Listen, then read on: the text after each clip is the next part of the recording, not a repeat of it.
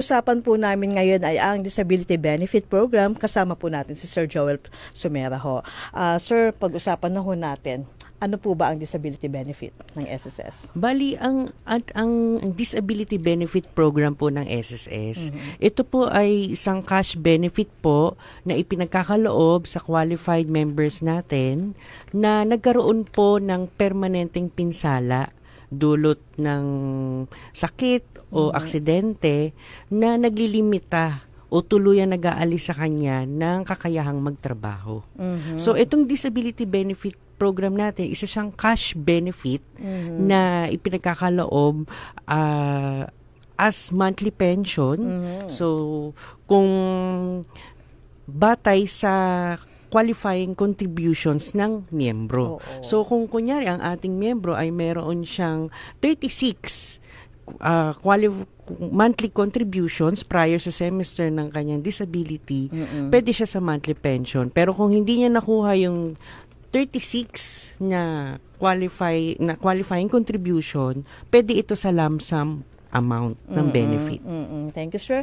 Nabanggit mo yung contribution, no? Kasi may mga members na, alam mo yun, hindi na sila aktibo sa paghuhulog. So sabi nila, wala naman ako makukuha sa SSS kasi kulang ako para mag-qualify sa ibang benepisyo. Pero itong disability, sir, no? Pasok sa may mga kapansanan, nagkaroon ng kapansanan na temporary or permanent disability po, di ba? Tama po. Sir? So ito po, kagandahan dito sa disability natin, Ma'am Vanji. Hindi katulad sa ibang benefit natin na nag-check po ng active contributions. So dito po, basta po meron kahit isang posted monthly contribution prior sa semester ng disability, maaari pong ma-qualify sa ating benefit. Tama yun, sir. May tumatawag lang sa akin. Anyway, so tumatawag mamaya na. Anyway, sir, nabanggit mo, no, merong partial permanent disability. Ilan ulit ang hulog na qualification para dito? Bali dito po sa disability natin, actually, nabanggit ni Ma'am Vanji, yung permanent partial disability. Dalawa po kasi yung ating uri ng disability. Ayun so, may, yung una may po, partial, tapos may partial, permanent may partial. total po. Sige, sir. Go ahead. So, bali yung una po, yung permanent partial disability o mas kilala sa as PPD, and then meron din po yung permanent total disability, PTD. Ang pinagkaiba po nung dalawa, yung permanent partial disability, short-term benefit po ito. Although meron, ito po pinagkakalob to dahil may permanency na sa condition ng ating membro, pero ito ay hindi nakakahadlang para siya ay makapagtrabaho. So, pwede pa rin siya makapagtrabaho. Unlike po kay permanent total disability, na considered as final benefit. So, ito po kasi lifetime pension na. So, ito talaga, yung mga nagka-qualify dito, yung mga talagang ganap na or permanent total disability na hindi na talaga sila makakapagtrabaho pa. Tulad kunyari nung pagkabulag ng dalawang mata, yung mga ganun. So, yun naman po, mapa PPD at PTD. So, basta po ang qualification naman po, kailangan may isang posted monthly contribution prior sa semester ng disability. Pero ang pagbabayad, so kung ito po ay monthly pension or lump sum, kailangan po kung monthly pension 36 contribution. Pero kung hindi po na-meet yung at least 36 po, so lump sum po ang ibabayad. Correct. May mga members kasi, sir, di ba? Yun nga, may panghihinayang, no? Hindi ako nagtuloy ng contribution sa SSS. Naku, wag ko kayo manghinayang sa paghuhulog sa SSS. Dito po napupunta ang mga hinuhulog nyo sa SSS sa mga biyaya ho. Tulad ho ng disability benefit, di ba, sir? Sir, nabanggit mo kanina yung mga uri ng sakit, no? Baka pwedeng i-flash ngayon. I think naka-flash na ngayon sa screen, sir. Pwede kayang palatag, pa-mention, ibahagi natin sa mga members kung ano yung mga uri ng mga sakit or disability ho na mayroong counterpart na ilang buwan yung matatanggap. Go ahead, sir. Ito po, scheduled po ito na ating sa permanent partial disability po. So, kung one thumb po ang nawala, so 10 months po ang katumbas nun. And then, meron din po kung kunyari po yung one arm, so 30 months po. and so on po. Yun po yung actually nasa ano naman po yan, nasa circular din po natin. And then nasa SS law po yan. So nandun naman po. Yun nga lang po, kung para sa mga miyembro natin, ito pong number of months, ito pong magiging pension duration, syempre nakadepende pa rin to sa magiging resulta ng medical evaluation. So kung kahit nakalagay dyan na sa one term, 10 months, so titignan pa rin kasi ng ating medical evaluation center based sa supporting documents plus yung physical exam and interview sa kanila. So yung magiging final po na medical rating, yun po ang gagamitin para po ma-determine po kung ano po ang magiging duration po ng pension. Thank you, sir. Nabanggit mo kanina, sir, medical certificate. Ano-ano po ba ang mga documents na kailangang isumite ng member at ano yung mga paraan ng pagpa-file ng disability claim? Opo. Maganda po yan. Actually, may mga nagtatanong po about dyan. So, sa pagsusumite po, pagpa-file ng disability benefit, so may dalawa pong paraan. Pwede pong online, pwede pong over-the-counter sa ating SSS branch offices na mayroong medical evaluation center. So, kung sa online po, i-access lang po nila yung my.sss account nila and kinakailangan meron silang enrolled at approved disbursement account sa kanilang disbursement Ito yung account. DAEM. Opo, yung DAEM po. Alam ko, pamilyar ang mga miyembro natin dyan. And then, dun po nila i-upload yung medical certificate and yung supporting medical documents. Yung medical certificate po, kailangan po pwedeng issued ng SSS or ng attending physician na kailangan po, ang validity nito ay 6 months Yun, 6 from the months. date of issuance.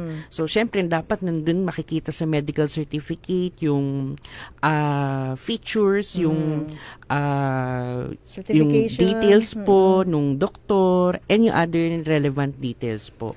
Pero kung over-the-counter po ang pagsusumite ng disability benefit, so sa ating pong branch, mag-a-accomplish sila nung disability claim application form and then i-attach po nila yung medical certificate and pati yung mga supporting medical documents. Yung supporting medical documents po, naka-outline po yun sa ating circular, yung 2025-009 na makikita nyo rin po sa ating website. Yan, thank you. Sir, nabanggit mo yung medical certificate kasi may mga members kasi pag nag-file ng claim, akala nila, tama ba ang prosesong, yung dati nilang medical certificate din yung sinasubmit nila kasi alam naman natin na wala na nga kaming pera tapos i-require nyo pa kami ng panibagong medical certificate. Tama po ba yun? O ano mga pwedeng i-advise natin sa mga members? Ang maganda po ma-advise natin sa ating mga membro, since sa atin pong guidelines, kailangan po na ang ating medical certificate ay 6 months po ang validity from the date of issuance. Ito po kasi paraan po ng SSS para makita yung permanency po Actually, ito po yung kaibahan ni disability kay sickness. Kasi kay disability, tinitignan po ng SSS yung permanency, yung kondisyon ng miyembro. So, kailangan po updated po yung medical certificate na ibibigay po nila which is 6 months po from the date of issuance. And then, ganun din po yung mga supporting medical documents. Mga ECG, opo, kailangan certified medical to abstract, copy. sir. Opo. Yun po, kailangan din po ma-check din po yun ng ating Medical Evaluation Center kung based po sa ina-apply po ng ating miyembro dito sa disability. Kasi dun po nila makikita kung qualified po ba or hindi. So may posibilidad din na may tanungin sa kanila during the physical exam and interview or baka may hingin pang additional documents. So, yun po. Sir, nabanggit mo kanina, meron tayong paraan ng pagpa-file, merong online. Paano naman po yung gustong-gusto talaga pumunta ng branch? Meron po ba tayong mga conditions na kayo lang po ang pwede mag-file, yung mga paano yung mga physically challenged? So, paano ho? Opo. Actually, yung mga miyembro po natin na incapacitated or under po na ang magpa-file po ang kanilang representative payee o mas kilala sa guardian. So, ang pagpa-file po nun ay over-the-counter. So, pwede po yun. Ngayon po, ang pagkaganon po sa ating guidelines, magkakandak po ng physical exam and interview ang ating medical evaluation center through domiciliary service. Kasi ano po para since ang nag-file po kasi is representative payee. So, pag domiciliary, sir, ang SSS ang ang pupunta sa member. opo. Ayun. So, paano yan? Magre-request lang po ba yung representative? Bali po, makikipag-ugnayan po ang ating Medical Evaluation Center dun po sa contact details na pinrovide ng representative PE para po ma-schedule po yung pagpunta ng SSS. At ihanda nila yung pasyente, no? Opo. Oo, i-ready na rin yung mga medical certificate, Opo. valid IDs, di ba, sir? Opo. Ayun. Hay, naku, marami na tayo natututunan. Sir, nabanggit mo kanina, may dalawang uri ng pagtanggap ng benepisyo. Merong lump sum at saka yung total Monthly permanent pension. pension. Okay. Pahimay, pabanggit ho kung paano yung paraan. At kung tumatanggap na ng total disability pension ho at meron siyang minor children, pasok po ba sila sa dependence pension? Ang dami kong tanong, ano? Okay lang po yan, Vanji. Actually, maganda yan. Mahimay-himay natin yan. So, pagka ang monthly pension po kung qualified, so marami pong composition to. So, yung basic monthly pension po. So, ito po kinocompute to, nakabase po to sa sa monthly salary credit. Siyempre, yung halaga na hinuhulog ng miyembro, and then sa credited years of service. Sa tagal din po ng paghuhulog niya. So, ano naman po yun? Meron po yung pension formula na nasa SS law natin. And then, bukod dun sa basic monthly pension, makakatanggap din ng additional 1,000 benefit. So, effective kasi ito nung January 2017. And then, meron din supplemental allowance na 500 pesos.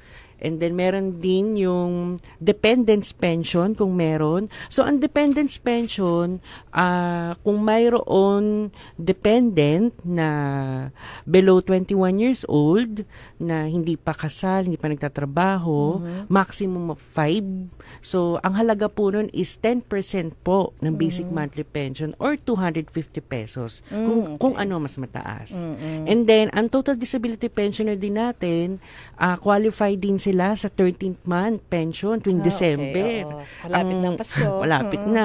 So, equivalent nun 1 month pension. Pero kung partial disability, pwede naman makatanggap, pero kailangan ang pension duration is at least 12 months. So, maximum na ba yun? Yung 12 months na yung yun? po yung at least po At least, na okay. kailangan for partial disability pensioners para makatanggap sila. Pero kung mas mababa, hindi po yun kasama. Ganun tayo ka-considerate, no? Opo. At saka yung malasakit natin sa mga members, no? Opo. What if, sir, isa lang ang hulog, pero nabalda siya?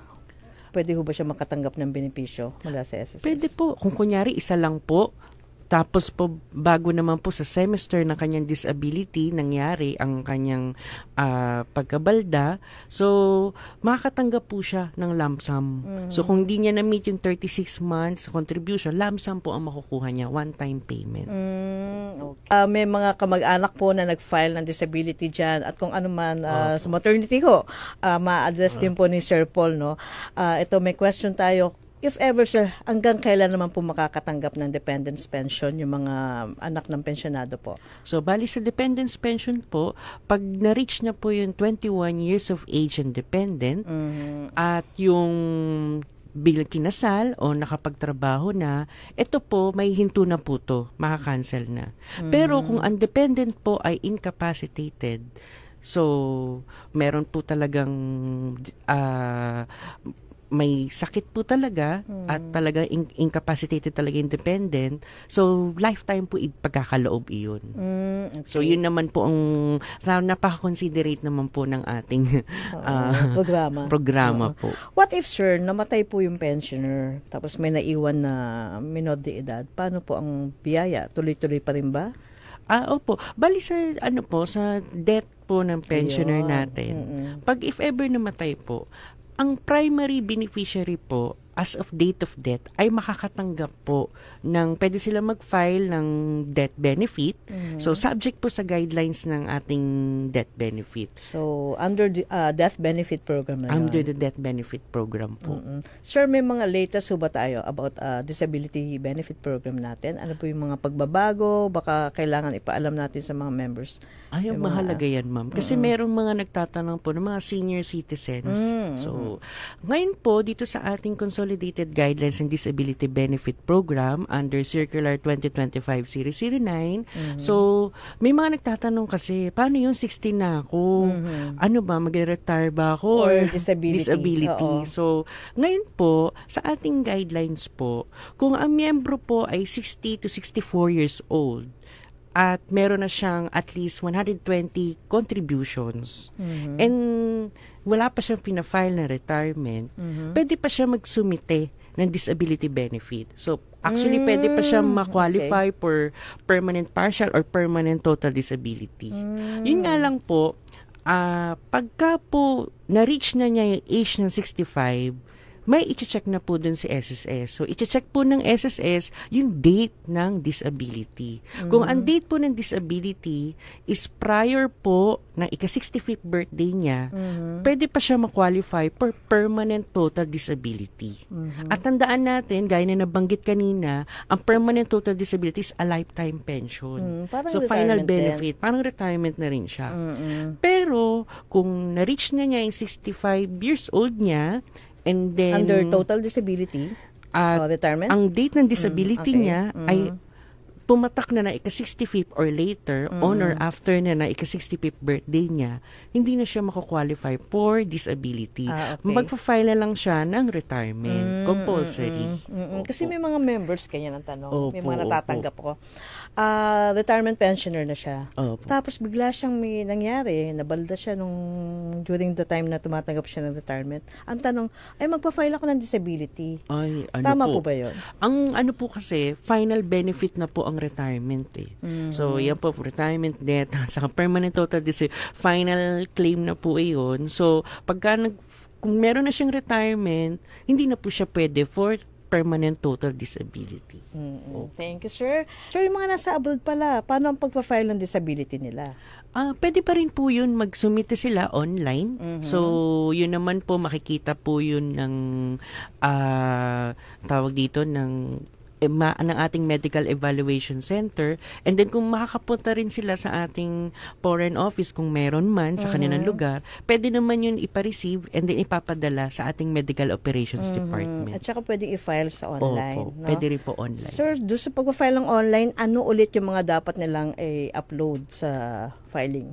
So, ang i-upload nila sa kanilang my.sss account ay yung medical certificate at yung supporting medical documents. So, doon sa supporting medical documents na nabanggit nyo kanina, ma'am, yung mga certified medical true copy ng abstract. ECG, medical abstract. So, actually, naka-outline yun dun sa ating circular para may guide sila na kung ano yung mga i-upload nila. So, yun po, pag na-upload nila yun, magkakaroon po yun ng transaction number, katunayan na nasumiti nila online, and then i-evaluate po yun ng SSS. What if, sir, natapos na nung yung partial niya, tapos merong paglala doon sa karamdaman niya, paano ang proseso ng pagpa-file nito? Ganun pa rin po. So, kasi kung nagrantan po, sabihin natin ng ating membro ng permanent partial disability, so may certain number of months po yun, kunyari 23 months na grant, and then gusto po niya, wag naman sana, lumala talaga yung kondisyon niya, so nagkaroon po ng progression. So, pwede pa rin siya magsumite ulit ng ang kanyang disability claim application at ang SSS po ang magde-determine kung qualified pa rin ba siya for partial or total disability. Wag naman sana kung total. Oo. Sir, 'di ba kasi bago ka mag-disability, meron tayong sickness benefit, 'di ba? Paano yung procedure nun? Kunyari nagkaroon ng sakit pero talagang walang pagaling. Sure, pa-discuss so, dito naman po, no, sa pagpa-file po ng sickness at disability benefit, sa simultaneously pwede po ito isumite. Basta hindi po related ang sickness at disability. Basta not related po sila, pwede po isumite simultaneously yung dalawang yun. Pero kung related po, pwede sabay. Opo, pag not related po. Pero pagka related po yung sickness sa disability, isa lang po ang pwede muna nilang isumite. Kung sickness muna, sickness po muna. Kung disability, disability po muna. Sir, pwede tayo mag-mention ng isang example ng not related na case for sickness and disability? Po, meron siyang sickness na sabihin natin, meron siyang na-confine siya na related kunyari sa sa digestive system niya or sa nagpa-consult siya, na-confine siya. So, and then qualified yun for sickness. And then, meron kasi siyang sa disability, sabihin natin may naputol sa kanya na isang daliri na hindi naman siya related dun sa kanyang sickness benefit. So, pwede po yun. Pero kung related Kung po, related, sir, yung parang kunyari, nagkaroon ng komplikasyon, although ito po, ang nagde-determine ito ang ating mga medical specialists, evaluators. ang ating mga medical evaluators. So, kung related yun, yun po, kailangan isa lang po muna ang pwede na na-file. Is either po, sickness po muna or disability. Para walang overlapping, Opo. no? Hindi allowed yun, no? Opo. Yung sabay-sabay. Yes. Pero kung not related, pwede po yun. Sir, may mga PE centers tayong tinatawag, di ba? Opo. Doon po ba pupunta ang mga members pag gusto nila face-to-face ang pagpa-file ng application? Ay, tama po. Actually, Ma'am Vange, na siya, Medical Evaluation Center. So, wala yun yung... PE center. Okay. So, na Salamat siya. po sa pag-update. So, yung mga MEC, so, kung baka narinig ng mga member natin pag sinasabi MEC, so, nandun po yung ating mga doctors. So, actually, papareceive po yung kanilang application, yung supporting documents, lalo na yung medical certificate, mahalaga yun. So, yun, i-receive nila yun, and then, ang ating pong doktor sa MEC, sasabihan sila kung kailangan sila interviewin or kausapin na dun po sa ating MEC. Sir, kung online ang pagpa-file, member, ano po ba ang paraan natin para malaman ng member na approve ang claim niya or disapprove o may mga requirements po? Paano natin Actually, i-notify? maganda yan, ma'am.